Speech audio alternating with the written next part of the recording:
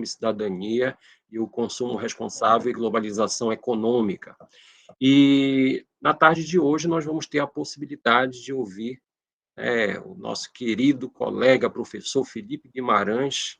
Daqui a pouquinho vai iniciar o minicurso, vou falar do tema que ele vai nos brindar na tarde de hoje, mas eu queria aproveitar, antes de chamar o Felipe, antes do Felipe começar o tão aguardado minicurso, fazer alguns avisos, trazer algumas informações importantes sobre algumas atividades, alguns eventos relacionados ao nosso grupo de pesquisa. Tá? Então, primeiramente, eu queria convidar todos os nossos integrantes, sejam aqueles que já estão formalmente vinculados ao grupo, seja aqueles que estão acompanhando as nossas atividades através das aulas online, através como ouvintes também, da possibilidade de participarem de um grande evento nacional que está, inclusive, recebendo trabalhos relacionados à área do direito do consumidor, intitulado Agendas. Tá?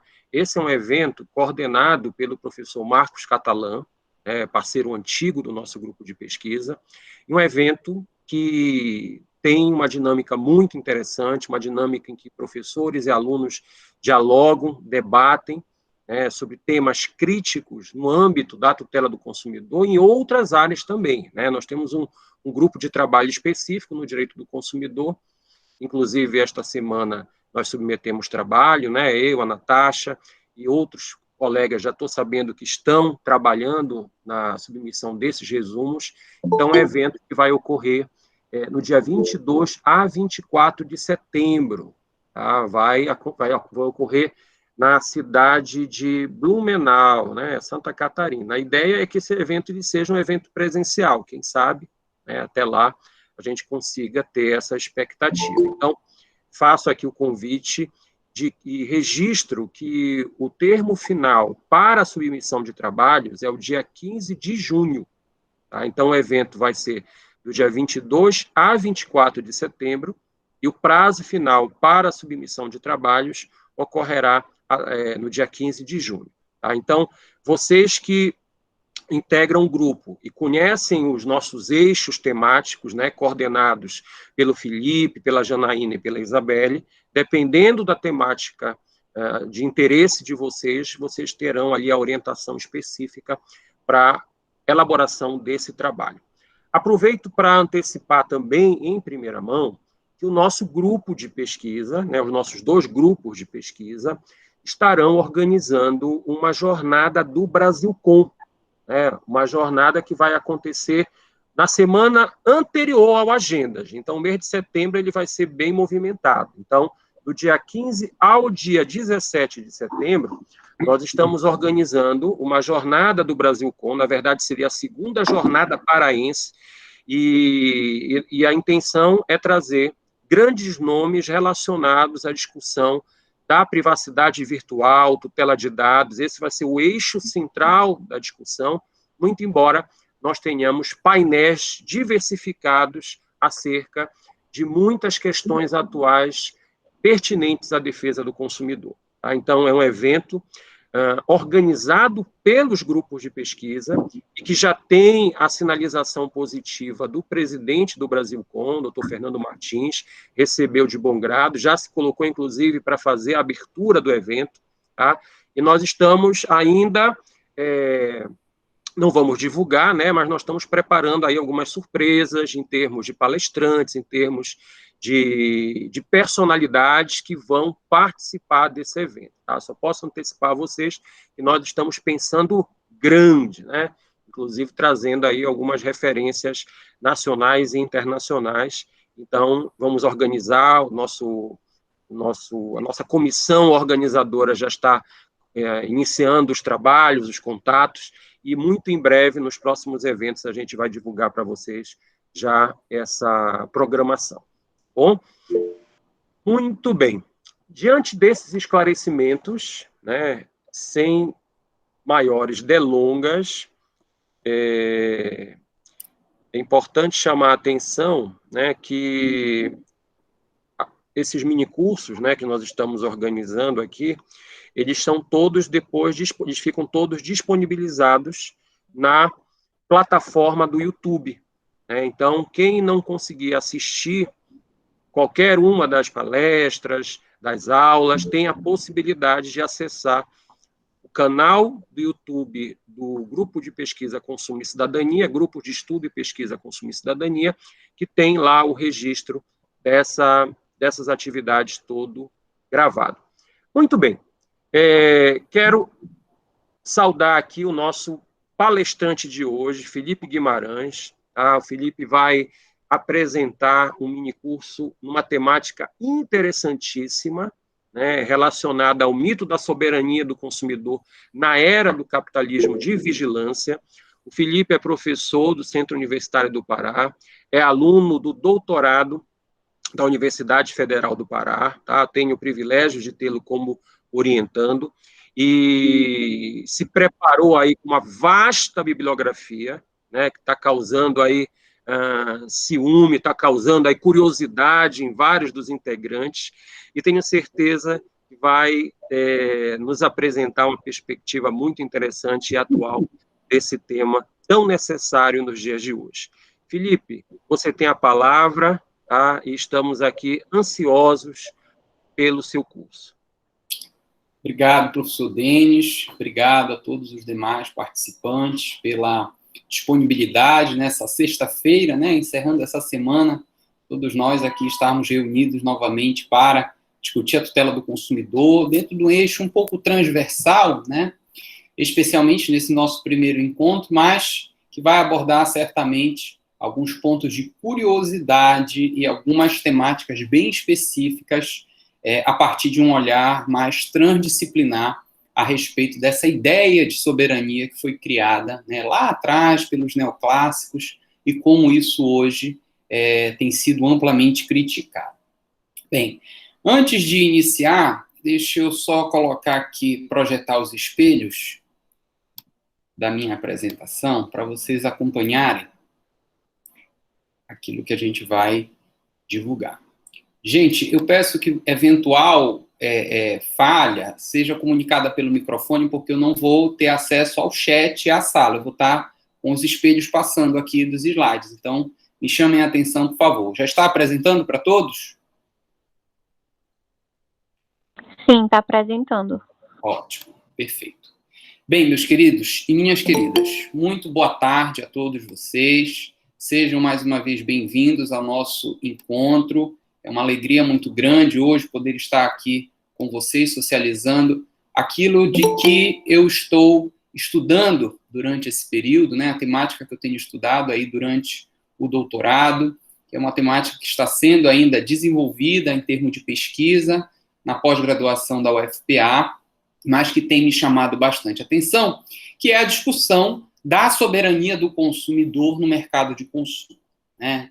Essa foi uma proposta, né, dos economistas, de um modo geral, lá atrás, feita no final do século XVIII, XIX, na verdade, em que se propunha uma certa soberania do consumidor no mercado, né? E a gente vai entender muito mais do que esses economistas, do que a teoria econômica gostaria de trazer com essa ideia de soberania, e como hoje tem sido muito mais difícil, né, verificar essa espécie de soberania na conduta ou no ato de consumo realizado, né, por qualquer consumidor.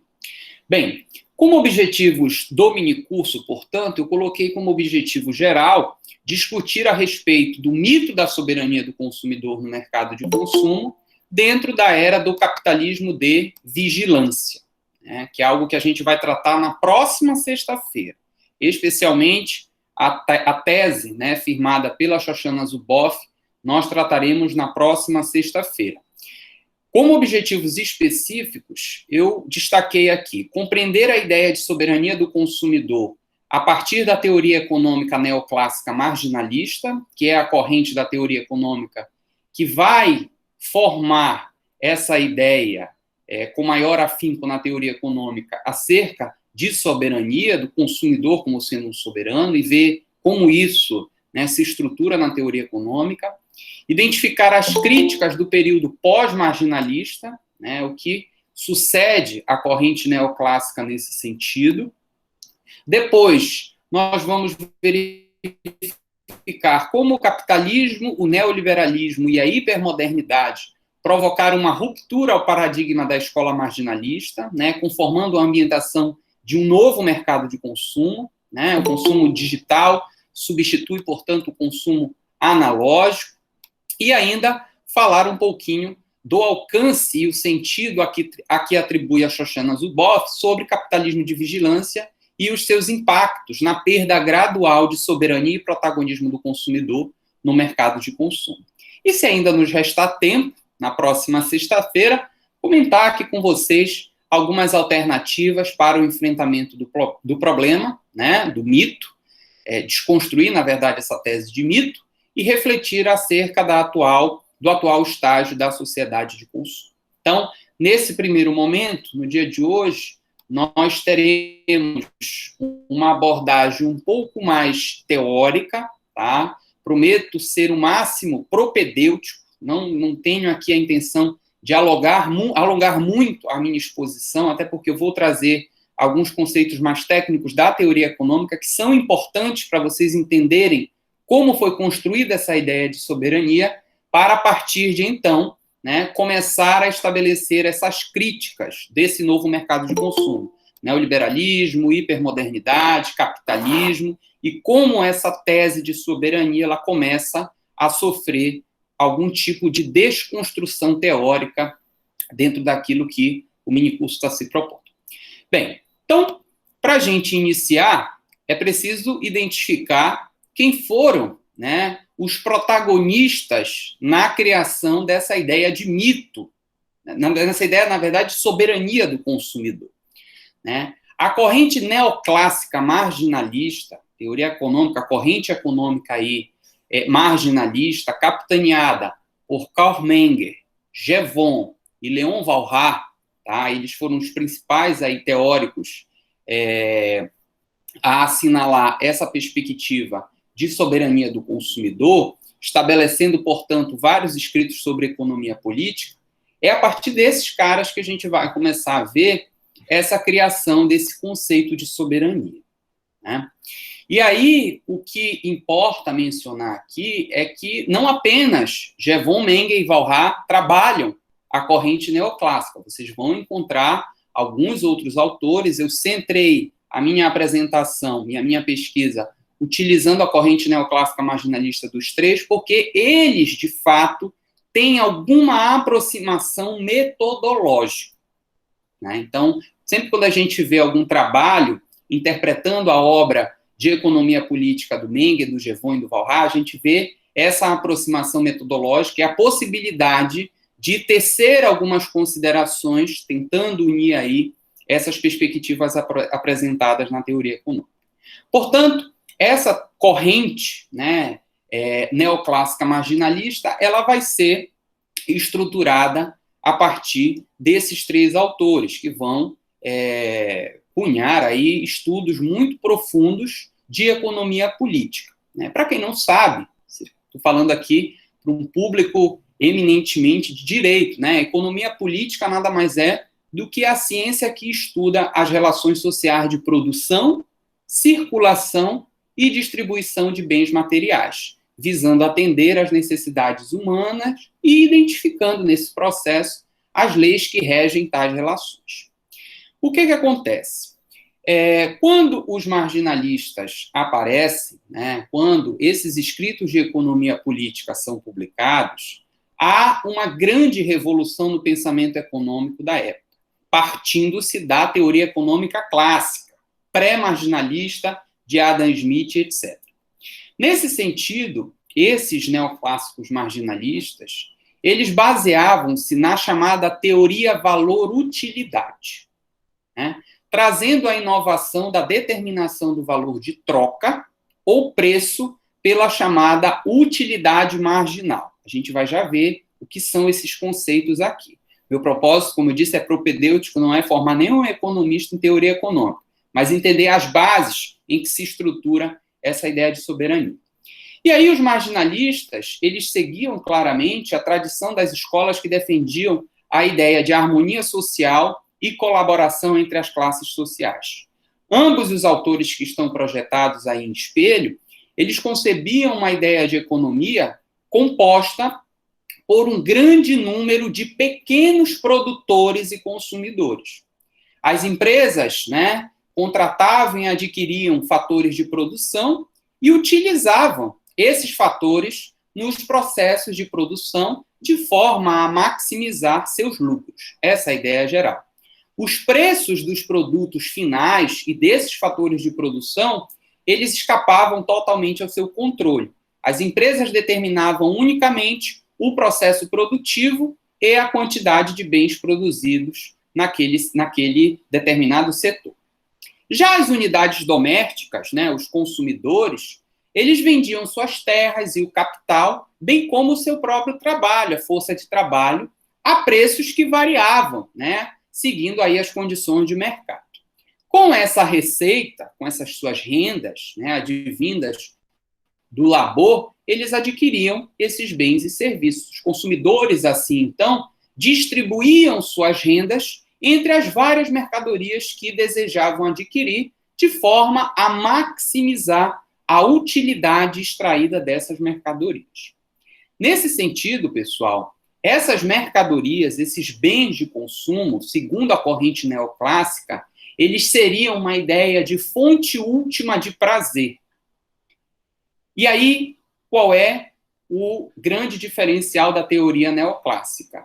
Eles vão começar a afirmar que essas mercadorias, ou essa utilidade inerente no bem de consumo, ela poderia ser quantificável. Vejam, por meio de estudos matemáticos, Walras é um dos que mais tem uma perspectiva hermética com relação a cálculo matemático para tentar justificar o cálculo dessa utilidade, esse prazer, essa satisfação advinda da aquisição de um bem de consumo, e eles vão falar isso. Todo produto tem uma utilidade, todo produto tem um grau de prazer e satisfação na sua aquisição. E isso pode ser quantificado matematicamente. A escola neoclássica queria resgatar da matemática alguma força de credibilidade para robustecer esse pensamento, que vai, de certa forma, renovar a perspectiva clássica do laissez-faire, laissez-passer, a ideia do Adam Smith, um pouco mais atrás aí.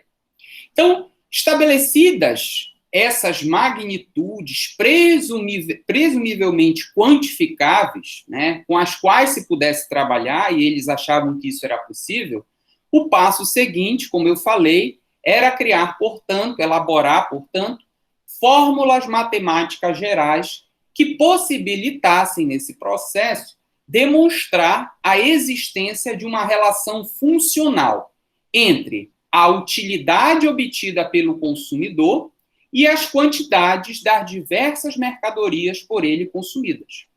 O problema maior, contudo, como eu já adiantei a vocês, era demonstrar de que modo o consumidor podia obter essa chamada máxima utilidade, dada a sua renda e também os preços das mercadorias vigentes no mercado. Ainda assim, é importante estabelecer que a teoria neoclássica, a teoria neoclássica da produção, no caso, ela partia do princípio de que o comportamento da empresa era perfeitamente simétrico ao comportamento do consumidor. E aí também irão tecer algumas críticas, os pós-marginalistas, com essa ideia de análise muito racional do comportamento do consumidor em busca dessa utilidade abordada aí pela corrente neoclássica marginalista. Então, isso já era um problema. Tá, professor, mas qual é esse conceito, portanto, de utilidade? O que é essa chamada teoria do valor-utilidade? Eu trago aqui uma definição do Marco Antônio Sandoval de Vasconcelos, que diz que a teoria do valor-utilidade pressupõe que o valor de um bem se forma por sua demanda, isto é, pela satisfação que o bem representa para o consumidor. Ela é, portanto, subjetiva e representa a chamada visão utilitarista, em que prepondera a soberania do consumidor, pilar do capitalismo. Para que a gente possa entender um pouquinho mais sobre essa questão do valor-utilidade, tá? O Adam Smith mesmo já tratava disso na corrente pré-marginalista, ilustrando o exemplo do diamante e da água, né? Esse dilema de valor-utilidade ele é muito bem ilustrado lá na Riqueza das Nações pelo Adam Smith. Ele diz, olha, nada é mais útil que a água. Isso aí eu acho que todos nós concordamos. E, no entanto, dificilmente se comprará alguma coisa com ela. É verdade, não existe escassez, né? E a água está aí à disposição de todos nós. Inclusive, agora está chovendo.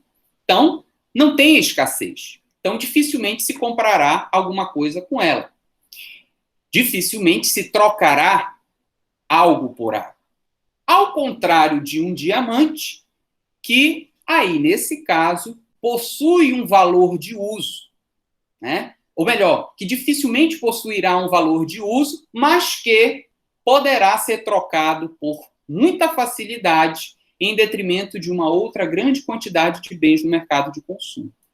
Portanto, essa perspectiva do valor-utilidade, ela vai levar em consideração também a perspectiva da escassez. E o valor-utilidade, ele no mercado, se materializaria diante dessa provocação que é feita.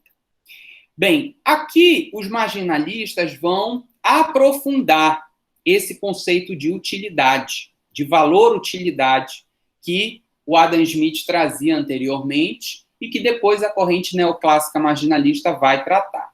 E ela vai chamar de utilidade marginal decrescente. Meu Deus, a gente veio para cá estudar economia. Calma.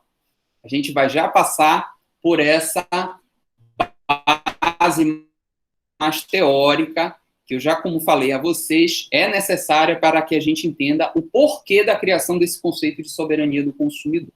E aí, pessoal, aqui eu trago um exemplo muito comum para a gente entender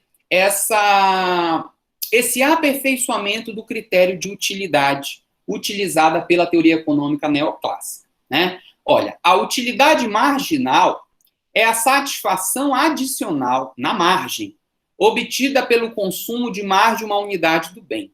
É decrescente porque o consumidor vai saturando-se desse bem.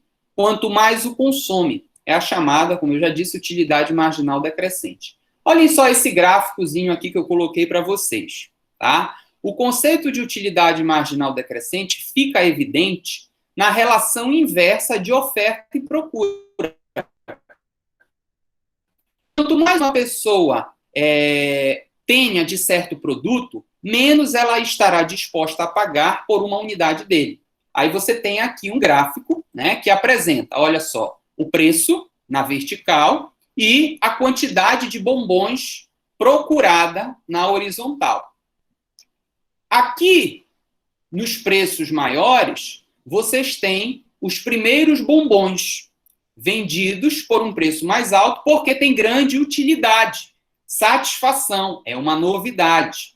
E lá no final do gráfico, portanto, numa curva decrescente aí, né, numa linha decrescente, na verdade, vocês vão encontrar uma maior procura desses bombons. E se eu tenho uma maior procura desses bombons, a teoria neoclássica vai dizer que ele está se saturando, portanto, ele está perdendo a sua utilidade. E o preço tende a cair. É com base nessas vertentes, isso aqui, pessoal, de uma forma muito resumida, que esses autores vão estabelecer alguns elementos centrais para a discussão, né? E, independentemente de escolha metodológica utilizada nos escritos de economia política do Menger, do Jevon ou do Walras, há elementos centrais no pensamento desses autores. Primeiro, o consumo como foco da análise econômica, a subjetividade dos agentes, definidora em seu processo de escolha, como uma perspectiva de análise da teoria econômica, e os conceitos de utilidade marginal e escassez dos bens como definidores de seu valor, que, por sua vez, são a base comum de sustentação da construção teórica dos neoclássicos. O modelo neoclássico, do qual o marginalismo faz parte, então, para alcançar o objetivo de descrever a economia de uma forma universal, ele vai se basear em hipóteses sobre o comportamento natural do homem imerso nessas atividades econômicas. A ideia que, portanto, é que se este for representado de maneira correta, por essas equações matemáticas, né, de cálculo de utilidade, etc., é possível expor o funcionamento da economia como um todo, através da agregação de comportamentos individuais, observando o comportamento individual de cada consumidor. Com esta intenção, fundamenta-se o comportamento nos seguintes pressupostos, tá? Isso aqui para os neoclássicos. Como é que eu vou analisar o comportamento do consumidor? O comportamento humano desse consumidor nessa quadra da história da teoria econômica seria estruturado de que forma? Primeira, a satisfação humana para o cálculo, né, aí estaria condicionada à ideia de utilidade marginal decrescente, que a gente acabou de ver. A segunda é que o homem, o consumidor, ele é detentor de uma racionalidade perfeita. Então, para os neoclássicos, o consumidor teria uma racionalidade perfeita. Ele adquire aquele produto pensando racionalmente e tendo como base um critério racional para calcular essa utilidade, esse grau de satisfação. E a terceira, na verdade, é de que o homem agiria sempre de maneira maximizadora. É assentado, portanto, nesses pressupostos naturais do comportamento humano que a escola neoclássica constrói, portanto, seu modelo econômico atomístico, através de um modelo hipotético-dedutivo que resulta na análise das chamadas eficiências alocativas do sistema. Entra aqui aquela discussão do ótimo de Pareto, né, concorrência perfeita, representada sempre, lá no final, pelo bem-estar geral da coletividade. Se isso conseguisse, né, evoluir dentro de uma estrutura matemática em que eu conseguisse, de fato, analisar esse critério da utilidade marginal decrescente, a consequência natural seria o bem-estar geral da coletividade. E aí, sobre cada um desses pontos, eu gostaria de destacar algumas situações. A primeira, a satisfação humana está condicionada à utilidade marginal decrescente.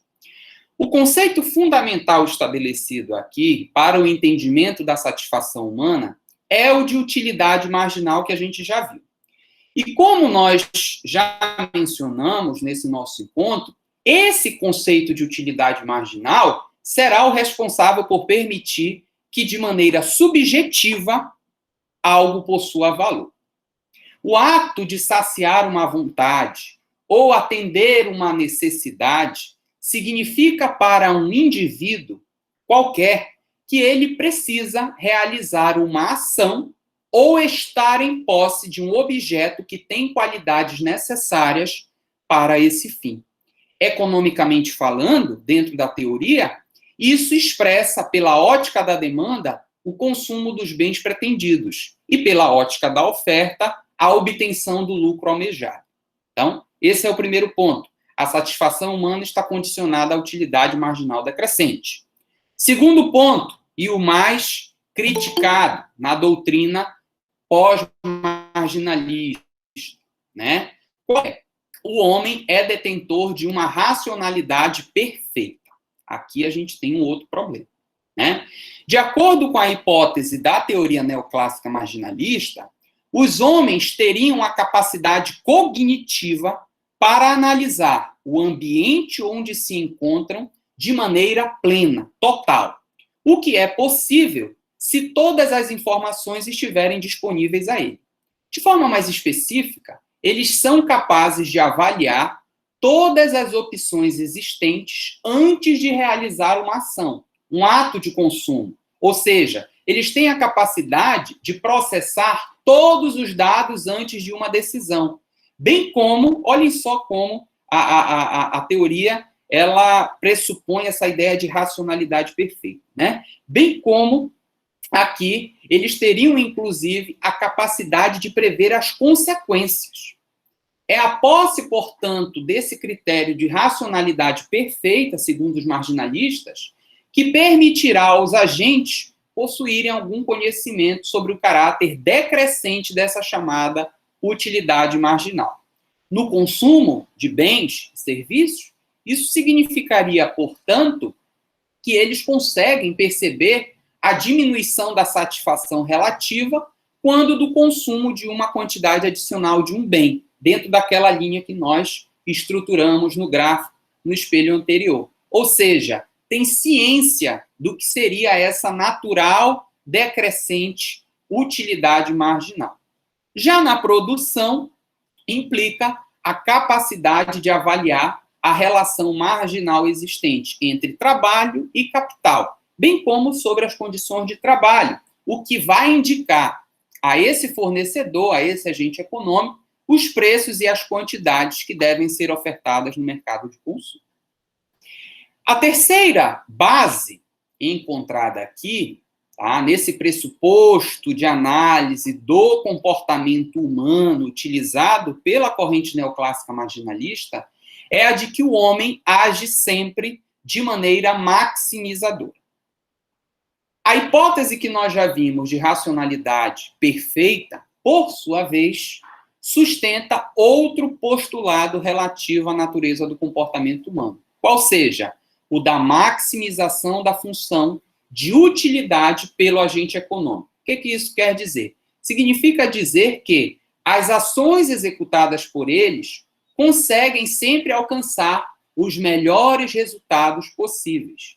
É a capacidade de analisar, portanto, as condições ao seu redor, utilizando esse critério que nós já falamos de racionalidade perfeita, que vai permitir, vai possibilitar o agente maximizar a ideia de utilidade. De outro modo, ele não conseguiria alcançar essa ação, nem sequer poderia avaliar sua ação em relação aos demais integrantes do mercado no qual ele está inserido, o que lhe impediria, dentro desse cenário, de conceber o grau de sucesso da sua decisão, né? Se lhe está ou não aferindo utilidade.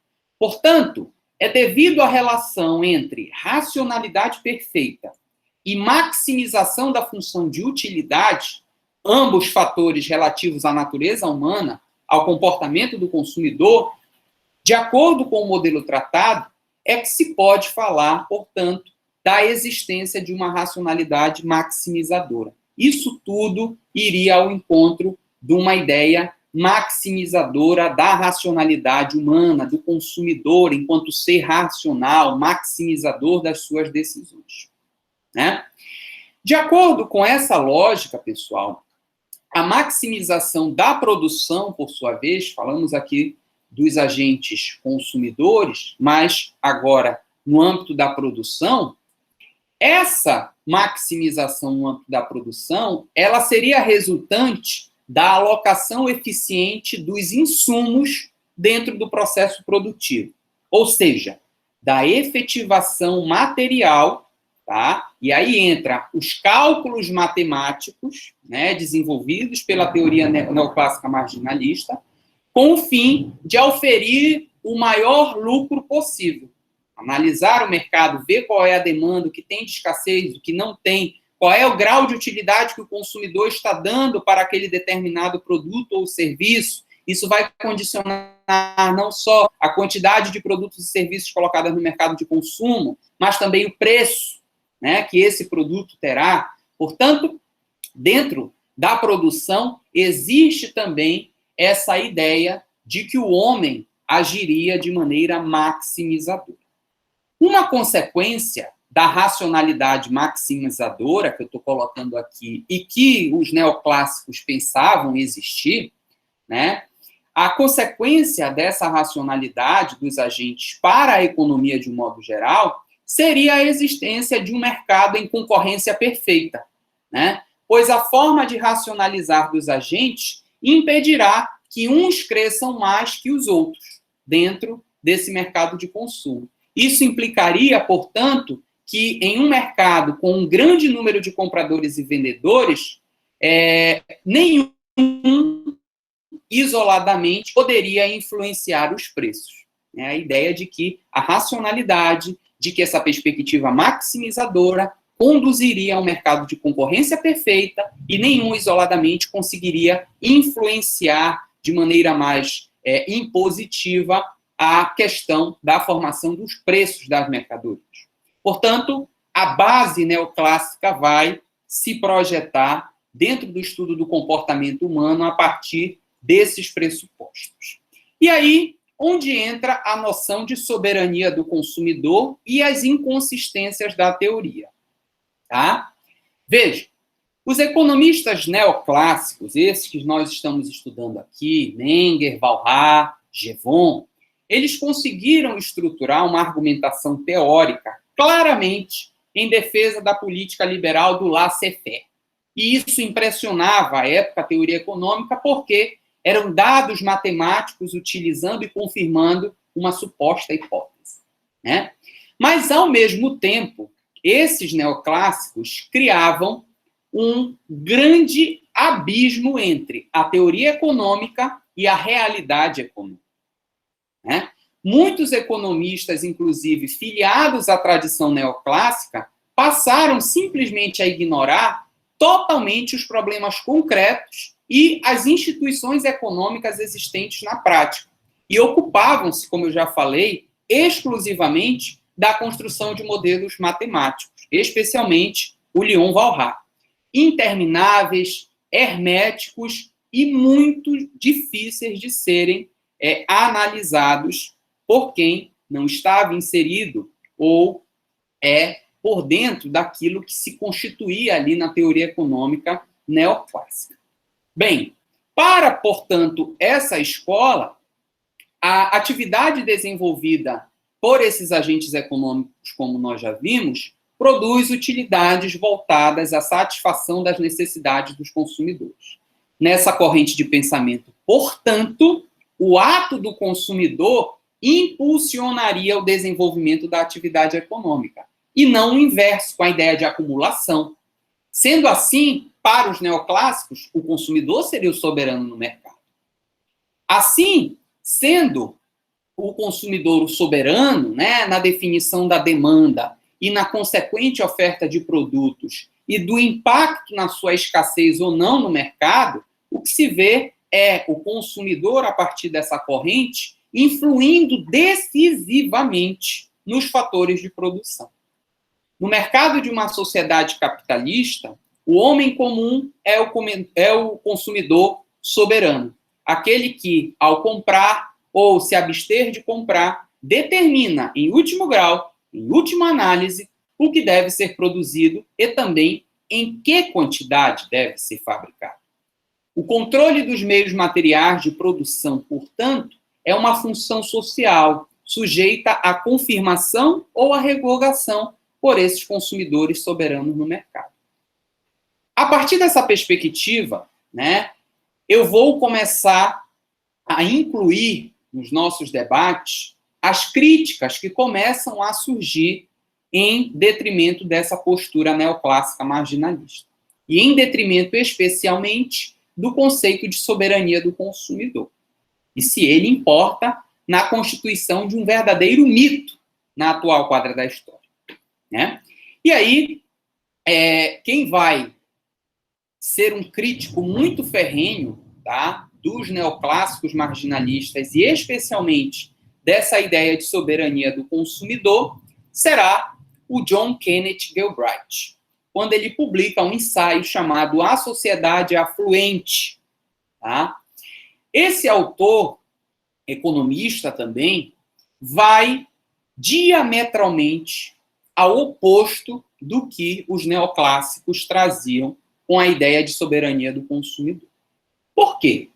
Primeiro, John Kenneth Galbraith, quando publica A Sociedade Afluente, ele vai afirmar que um fator determinante na produção de qualquer bem de consumo é, de fato, não a escolha em si do consumidor, mas, em medida substancial, a manipulação que o fornecedor executa a partir da resposta desse consumidor.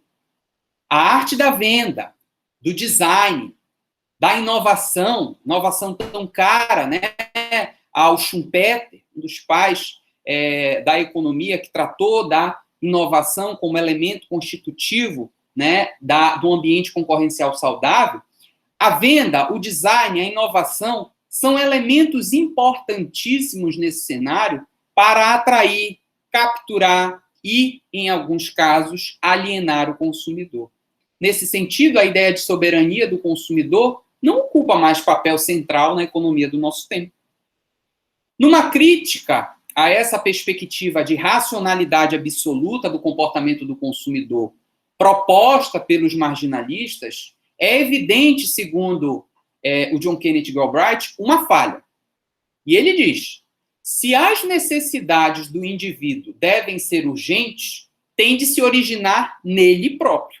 Não podem ser urgentes se elas forem forjadas para ele. E, acima de tudo, não devem ser forjadas pelo processo de produção pelo qual são satisfeitas.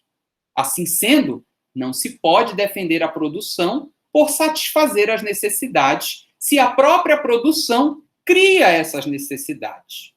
Né? Olha lá, John Kenneth falando isso décadas atrás. E nós estudando hoje no grupo de pesquisa hipermodernidade, assédio de consumo, capitalismo de vigilância, né? E todas as estratégias do marketing, do neuromarketing, dentro desse cenário de paulatina perda de soberania do consumidor.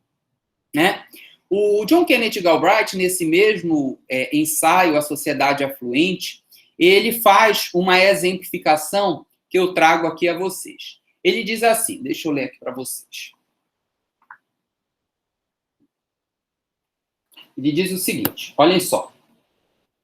Se o consumo de um homem se torna o desejo do seu vizinho, isso já significa que o processo pelo qual as necessidades são satisfeitas é também o processo pelo qual as necessidades são criadas. Quanto mais necessidades são satisfeitas, mais novas surgem. O desejo de conseguir bens superiores adquire vida própria. Ele dá origem a um impulso por gastos mais elevados, e esse pode até ser mais forte do que o originado das necessidades que se supõem serem satisfeitas por este gasto. Né? Mostrando aí, portanto, muitas das vezes, uma necessidade forjada pelos próprios produtores, pelos próprios agentes econômicos. Mas esse, pessoal, não é o único diagnóstico a descortinar. Eu gosto, inclusive, dessa palavra, porque a crítica que é feita pós-marginalismo é uma crítica de uma crítica de desconstrução e também de descortinar, ao mesmo tempo, essa ideia de soberania do consumidor. Né? Porque John Kenneth Galbraith vai dizer o elo ainda mais direto entre a produção e as necessidades é fornecido pelas empresas de publicidade e de técnicas de vendas modernas. Estas não podem estar conciliadas à noção de desejos determinados independentemente, pois a função destas é criá-los. Dar necessidade, portanto, dar vida a necessidades previamente não existentes, né? As necessidades artificiais que a gente sempre trata em sala de aula. Assim sendo, nessa perspectiva crítica, né, cabe ao produtor tanto a função de produzir os bens, quanto a de elaborar a criação do desejo. Né? Zygmunt Bauman é um dos autores que vai trabalhar isso de maneira muito perspicaz quando ele publica Vida Líquida, quando ele publica Modernidade Líquida, quando ele publica Vida para Consumo, entre todas as outras obras de Bauman. E aí, estas podem, muitas das vezes, não se mostrar como uma necessidade emergencial do consumidor. E aí, como é que fica aquele grau de utilidade, de satisfação, de prazer? Como é que eu vou medir isso se, de fato, essa necessidade ela é artificial, ela foi criada pelo próprio fornecedor? Então, essas são as críticas que começam a aparecer à ideia de soberania. Reconhece-se, portanto, que a produção cria necessidades que busca satisfazer não apenas passivamente, por meio da emulação, mas também ativamente, a partir da publicidade, do marketing e da criação dessas necessidades artificiais. Em uma outra obra, tá, intitulada A Economia das Fraudes Inocentes, eu estou trabalhando, pessoal, vários autores e várias obras ao mesmo tempo com vocês, até para que esses minicursos sigam uma trajetória para que vocês se aproximem de alguns autores específicos e possam, quem sabe, desenvolver temáticas. Então, eu sempre que possível vou estar trabalhando aqui autores específicos, inclusive vou mostrar aqui alguns vídeos rápidos, curtos, para que vocês tenham essas aproximações com os autores. Inclusive, coloquei aqui em vários espelhos, vários slides, a foto dos autores que eu estou comentando aqui as críticas. E aí, o John Kenneth Galbraith publica A Economia das Fraudes Inocentes, né? Uma outra obra posterior ao ensaio da Sociedade Fluente, em que ele vai, né, atento a esse cenário da pós-modernidade, do capitalismo, do neoliberalismo, identificar que a inovação e a modificação dos produtos são, de fato, uma função muito importante no mercado. E nenhum fabricante expressivo lança um produto novo sem antes estimular a demanda por seu consumo, né? Temos aí técnicas de teaser, de puffing, né, que aguça a curiosidade do consumidor. A não ser que, nesse caso aí, o fabricante prefira influenciar e manter a demanda por um produto já colocado, já existente no mercado de consumo. E é nesse cenário que entra o universo da publicidade, das vendas, da televisão, da manipulação do consumidor. Ou seja, uma agressão à ideia de soberania deste no âmbito do mercado de consumo. No mundo real, portanto, as empresas produtoras e as indústrias fazem de tudo para estabelecer preços e definir a procura. E empregam para isso o monopólio, o oligopólio, o design, a diferenciação de produto, a propaganda, entre outras modernas técnicas, né, de promoção de vendas, de comercialização. Referir-se, portanto, a esse cenário, né, e ao sistema de mercado como uma alternativa, digamos assim, benigna ao capitalismo, é um completo disfarce, que o John Kenneth Galbraith chama, inclusive, de disfarce brando, e sem sentido de uma realidade empresarial mais profunda. Isso que ele vai dizer e vai cunhar esse termo, economia das fraudes inocentes, na qual a gente estaria diante, portanto, de um poder, tá, cada vez maior do fornecedor para influenciar ou mesmo controlar a procura por parte do consumidor. Ah, então, John Kenneth Galbraith vai ser um crítico ferrenho dessa ideia de soberania. Na verdade, quem cria a própria demanda é o fornecedor, né? Essa é uma crítica. E aí surge outro autor, Veblen. Veblen vai também ser um crítico, tá, da estrutura neoclássica. Não tão incisivamente quanto o John Kenneth Galbraith, mas quando ele publica a obra Teoria da Classe Ociosa e traz para o debate o conceito de consumo conspícuo, ele subverte anos de teoria econômica neoclássica e postula uma nova teoria, pautada no chamado consumo ostentatório, tá? Que seria esse consumo conspícuo. Ele é um elemento da construção teórica vebleniana, elaborada originalmente, como eu já disse aí, na teoria da classe ociosa, e em algumas edições vocês encontram também o nome de teoria da classe do lazer. É a mesma obra traduzida para o português. O termo consumo conspícuo, ele é entendido como padrão de consumo especialmente da classe ociosa, usado como um símbolo de status, demonstração de prestígio individual e também, o mais importante aqui, de distinção social. Então, é o consumo de produtos caros, de luxo. O consumo conspícuo, ele é o consumo ostentatório mesmo. Coloquei até aqui para vocês um quadro com várias marcas de luxo no mercado de consumo. Por que ele define esse conceito de consumo conspícuo, né? Veblen vai dizer, olha, o consumo conspícuo, ele nada mais, nada menos visa demonstrar que o agente possui um elevado nível de renda e faz uso disso por meio da ostentação consumista, a fim de se diferenciar socialmente dos outros indivíduos. É através desse conceito, pessoal, tá, que compreende-se que tal padrão de consumo era característico das classes abastadas, almejando, né, ostentar esse padrão de vida, muitas das vezes considerado imódico. Ademais, o Veblen, quando ele traça aí essa ideia de consumo conspícuo, ele vai dizer que o comportamento da classe ociosa, com essa ideia de consumo ostentatório, influenciava a formação de preferências e o padrão de consumo das classes inferiores, de tal forma que estas procuravam emular, copiar o padrão de consumo daquelas.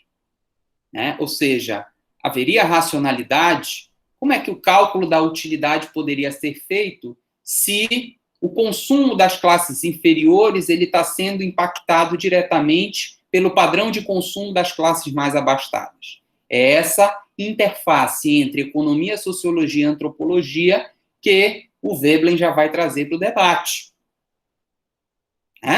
Então, no final do século XIX, período ainda de grande vigor do pensamento neoclássico, o Veblen vai traçar um caminho completamente oposto, né? Ou um tanto quanto oposto daquele seguido pela maioria dos marginalistas.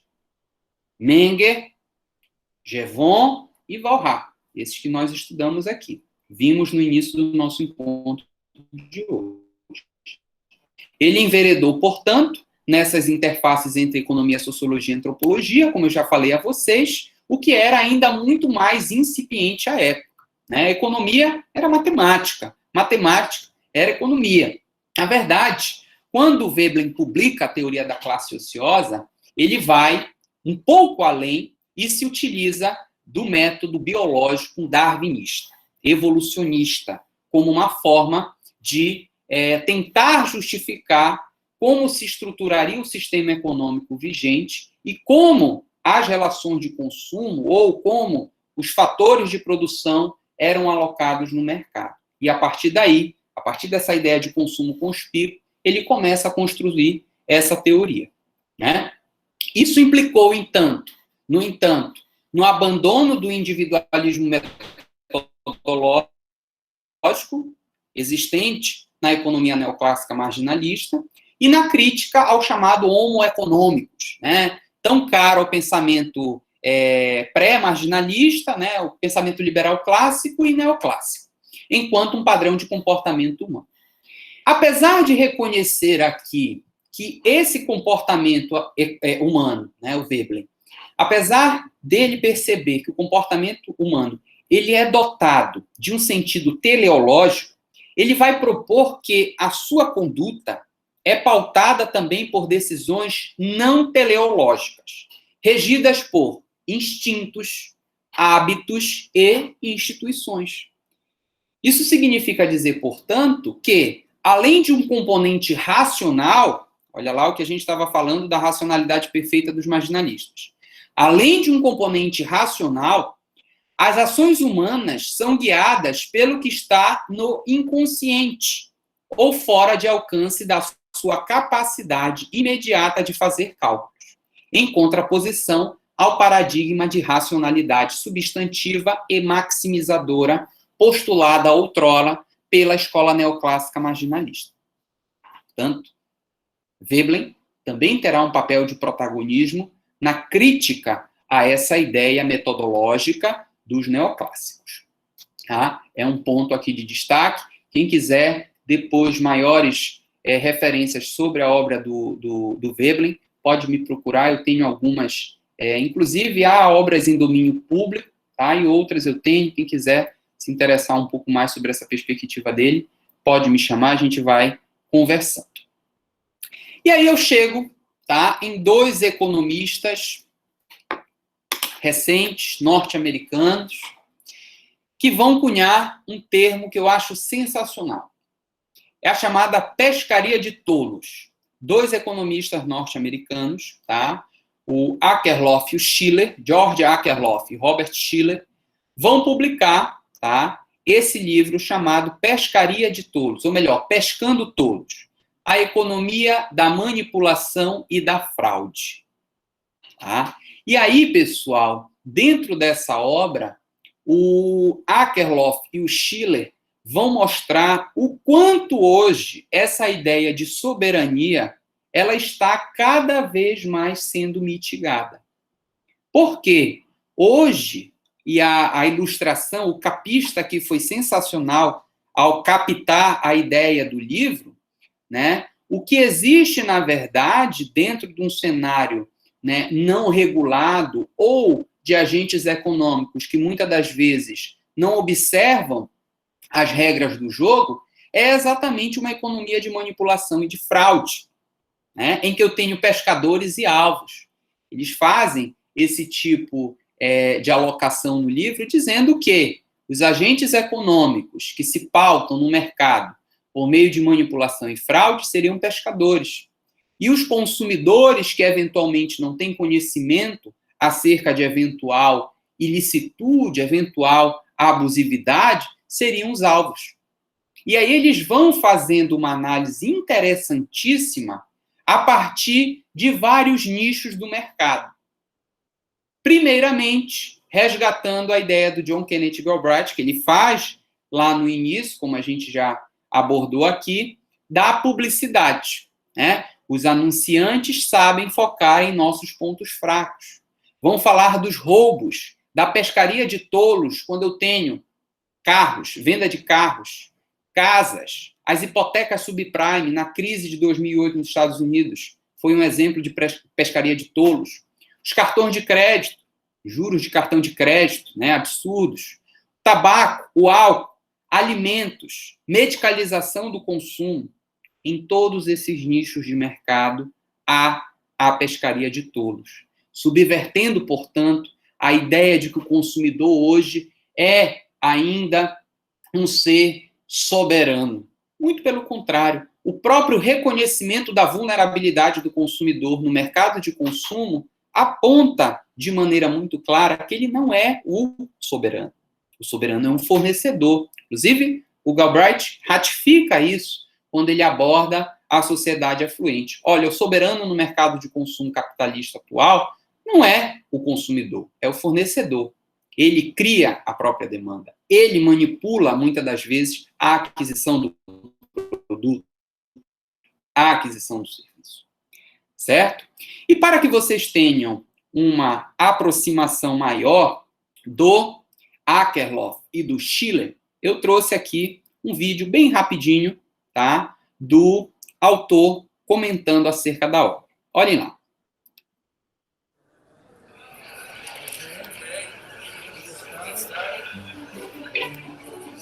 I'm Robert Shiller, professor of economics at Yale University and co-author of Fishing for Fools.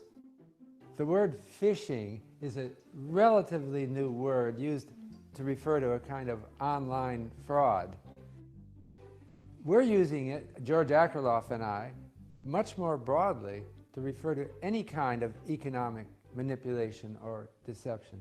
Fool is another word that we coin to refer to somebody who doesn't know they're being fished. So what are we talking about? The cover of the book has a cartoon by Ed Koren that illustrates what we're thinking.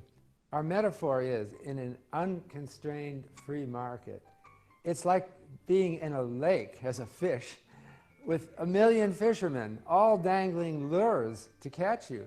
And these lures are designed by serious professionals whose job is to find ways past your defenses. So you might avoid it for a while, but sooner or later you're going to get hooked. Examples include car and home sales, health club memberships, credit cards, news media, fattening foods. And on top of that, even our financial infrastructure is infected by fishing for fools.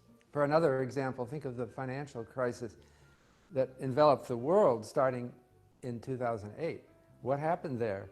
Well, there was some, it's complex reasons for that, but there was some fishing involved. We had some smart entrepreneurs who presented information to the public in a certain way, calculated to encourage foolish behavior. But these people who did this, it's not that they were bad people.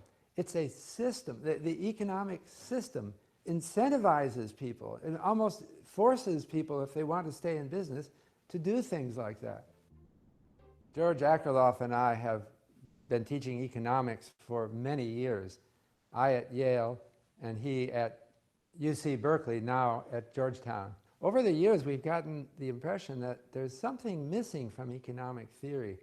And what that's missing is the systematic fishing that goes on in the economy. We talk in our book about Susie Orman, who is a popular TV financial advisor, has a lot more wisdom and insights than most economists would ever acknowledge. They don't seem to think much of her. But when we look at her, she's saying the really important things, that people have to understand that their merchandisers, credit card companies are setting them up to overspend and then to be in trouble and then to be worrying all the time about finances. So Susie Orman's message is, know this and take action to prevent yourself from getting, as we would say, fished. At the beginning of our book, we quote James Carville, a well-known political advisor. It's the economy, stupid. He wanted to get the message out that people, their problems are often come from the economy, not from any single evil doer. Well, we think that his point is even broader than he made it, and that people have to recognize, they have to understand. That's what we try to get through in our book. They have to understand how fishing happens. And then our belief in free markets has to be tempered or moderated by intelligent regulation from the government or business standard setting that takes account of the real nature of fishing in our lives. There's a lot of political tension or disquiet over the role that free markets should play in our society. We think that the tension really derives ultimately from difficulties understanding this fishing equilibrium. It's really very simple. Have you ever noticed, for example, that candy bars are placed near the cash register in a supermarket? It's a trick, right? You're in a weak moment. Maybe your children are really getting impatient. It's a trick to get you to make an impulse purchase. Now, some people think, I wouldn't do that. If I were managing a grocery store, I wouldn't do that. I wouldn't play those tricks on my customers. But you know what? If you took the job as manager of that store, you would quickly learn something. Profit margins are razor thin in the supermarket business, and your competitors are doing this. You can't stay in business successfully if you don't play these tricks. That's the problem. And what we argue in this book is that that problem is more pervasive than you realized, and it actually affects many or most of your decisions, your actions, and the very story of your lives. Okay, we get started.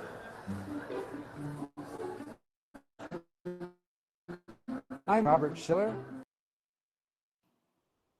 Bem, pessoal, e aí eu chego numa pergunta com vocês. Ainda é possível falar de racionalidade no ato de consumo sobre a ótica da escola marginalista?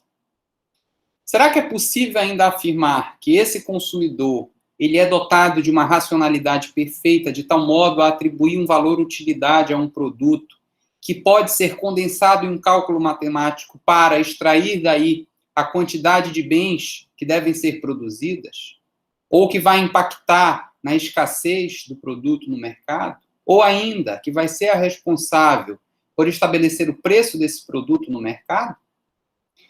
Faço a mesma pergunta a vocês, né, que o Geoffrey Miller faz nesse livro aqui, Darwin vai às compras.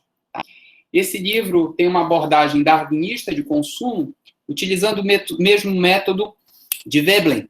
E ele se pergunta, por qual razão o primata mais inteligente do mundo compraria um veículo esportivo utilitário como o Hummer H1 Alpha por $139 mil? Esse carro não é prático como um meio de transporte, sua capacidade é de somente 4 pessoas, precisa de um raio de 15,5 metros para fazer uma curva, faz 4,2 km por litro de gasolina, demora 13,5 segundos para atingir 96 km por hora e, de acordo com a Consumer Reports, não é muito confiável. Ainda assim, algumas pessoas sentem a necessidade de comprar um. Como a própria publicidade do Hummer diz, necessidade é uma palavra muito subjetiva. Então, você vê que hoje, dentro desse mercado, a ideia, portanto, de soberania, né, a ideia de que o consumidor seria, em último grau, o detentor do poder no mercado de criar a demanda, essa é uma característica, essa é uma interpretação que tem sido paulatinamente marginalizada. Tem sido marginalizada, não, mitigada. Mitigada porque ela não consegue mais atender aos anseios do sistema capitalismo econômico vigente. Né? E aí, já parto aqui para o encerramento, eu disse que eu ia ser bastante propedêutico com relação à abordagem que eu iria utilizar, para dizer a vocês que na próxima sexta-feira eu vou trabalhar ainda algumas outras repercussões que ilustram essa perda gradual de soberania do consumidor no mercado. Vou falar de capitalismo e de neoliberalismo e finalizar o nosso encontro trazendo ao debate a ideia de capitalismo de vigilância, que é o último grau que nós temos hoje, né, de monitoramento, de controle panóptico, me utilizando aqui de uma expressão de um autor que nós vamos trabalhar na próxima sexta, que é o Bicho-Han, né, que aborda a ideia de controle panóptico no cenário da era digital, dos controles da captação de dados, e vamos ver como essa perspectiva mítica da soberania do consumidor tem também enfrentado uma série de dificuldades dentro dessa perspectiva capitalista, neoliberal e de monitoramento, digamos, 24 horas daquilo que nós, enquanto consumidores, estamos fazendo, estamos trabalhando. Então, agradeço demais a paciência de vocês. Eu sei que esse nosso primeiro encontro foi um pouco mais técnico, né, com abordagens um pouco mais teóricas, mas que foram importantes para mostrar a vocês o que é essa ideia de soberania e por que não se pode mais hoje manter esse tipo de reflexão. Ainda existem economistas, na atual quadra da história, utilizando esse conceito de soberania do consumidor para ratificar uma postura liberal clássica, mas que não tem mais nenhum tipo de condição de ser albergado em uma eventual discussão acerca da tutela do consumidor. Né? A perda da soberania, ela já se esvaiu, ela já é uma evidência, e tratar, a partir de hoje, instrumentos de proteção para esse consumidor, uma necessidade muito clara. Né? Enquanto a gente achar que o consumidor é soberano, a gente vai permitir essa pescaria de tolos que o Akerlof se pronuncia no livro. Então, é preciso que as instituições também estejam juntas, né, nesse processo, para que, de fato, essa perda de soberania do consumidor no mercado não possibilite o aumento gradual de pescaria de tolos, né, o aumento gradual das práticas abusivas, o aumento gradual de todas as repercussões negativas no âmbito da tutela das relações de consumo. Mas era isso, agradeço efusivamente a participação de vocês até esse momento e fico à disposição para eventual esclarecimento. Obrigado, pessoal.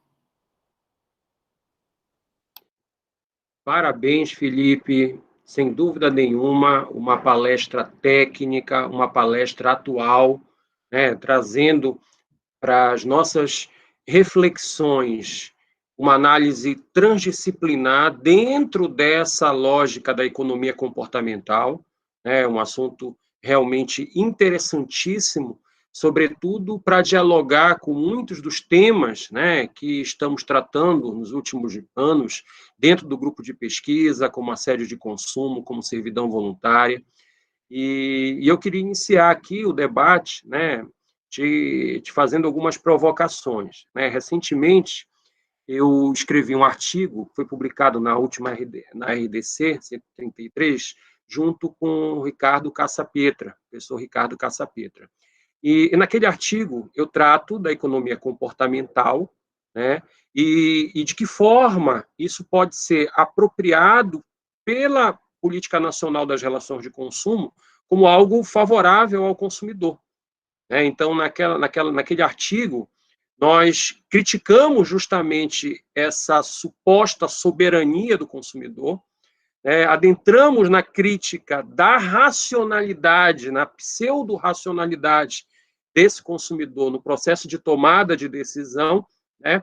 E identificamos, né, uma técnica hoje muito utilizada, que é a técnica do nudge, né? O nudge é aquele empurrão, né? E que o marketing se especializou muito em influenciar a escolha do consumidor a partir da difusão daquela lógica da incerteza, da insegurança. Então, o consumidor de hoje, justamente diante dessa profunda, né, interferência que ele sofre do assédio, da indústria cultural, de todas as necessidades artificiais, ele se encontra nesse estado de insegurança. Então, ele precisa do que nós vamos chamar de heurística de ancoragem, né? Ele precisa de um ponto de apoio, um ponto de segurança dentro desse processo de tomada de decisão.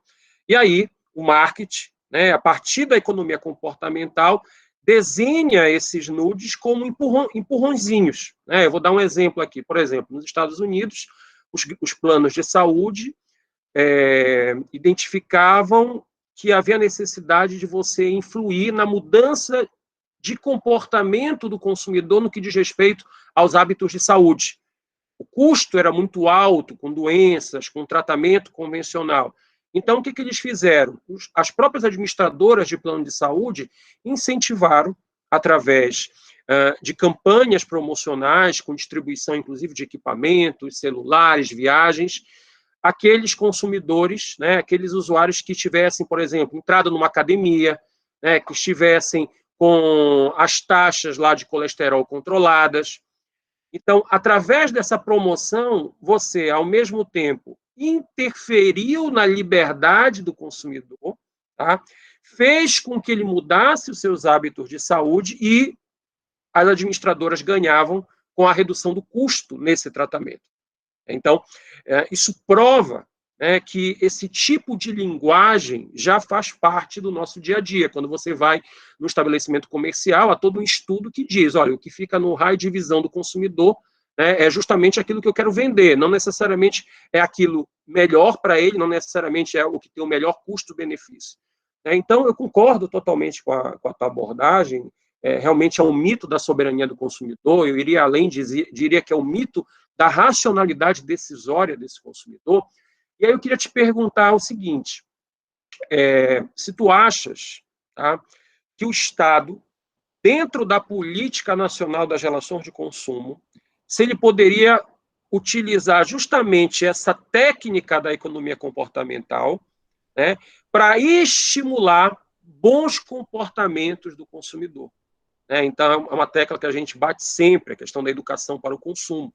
Então, será que o Estado, né, através de uma campanha educacional, através de estímulos, inclusive em relação à própria atividade econômica, através de um modelo regulador que estabeleça políticas de compliance e transparência junto às empresas, não seria interessante que o próprio Estado estimulasse esses nudes através de arquitetos de escolha, criasse, por exemplo, condições para que o consumidor, no momento de contratar o crédito, então, que ele tivesse a possibilidade, por exemplo, de fazer uma avaliação, um aplicativo que fosse do seu grau de endividamento.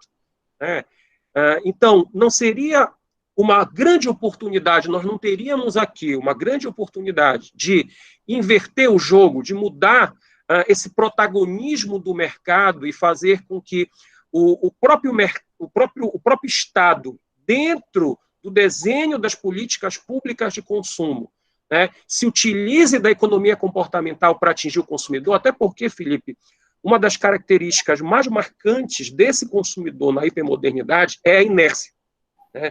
Então, é o consumidor que tem medo de escolher, tem medo de assumir responsabilidades, tem medo de tomar uma decisão e se frustrar. Então, ele precisa dessa ancoragem, dessa segurança, E nada mais razoável, que, resgatando o papel mediador do Estado, nós consigamos estimular, através desses arquitetos de escolha, da economia comportamental, induzirmos o consumidor para que ele tenha a palavra final, em última análise, a decisão é dele, mas que essa decisão seja uma decisão modulada, de modo a preservar o seu bem-estar, preservar a sua condição econômica, financeira, a sua condição emocional. Queria te ouvir em relação a isso.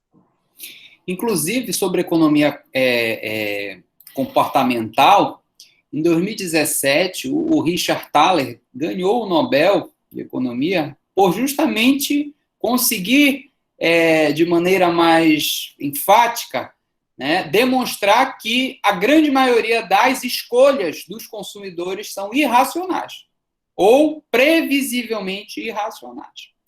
E aí entra mesmo essa perspectiva que eu concordo, de um protagonismo do Estado nesse processo.